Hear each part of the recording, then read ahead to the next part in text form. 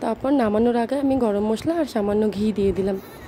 আপনারা কি ভালোবাসেন এই বড়ার তরকারি খেতে? যদি ভালো লেগে থাকে অবশ্যই একটা কমেন্ট করে জানাবেন। আর আমার ভিডিওটা যদি অবশ্যই ভালো লেগে থাকে তাহলে একটা লাইক করে দেবেন। আর আপনি কি আমার চ্যানেলটা এখনও সাবস্ক্রাইব করেননি? যদি না করে থাকেন অবশ্যই সাবস্ক্রাইব করে নেবেন এরকম ভিডিও পাওয়ার জন্য। ততক্ষণের জন্য ভালো থাকবেন, সুস্থ থাকবেন। আগামীকাল আবার নতুন একটা ভিডিও নিয়ে হাজির হয়ে যাব। নমস্কার।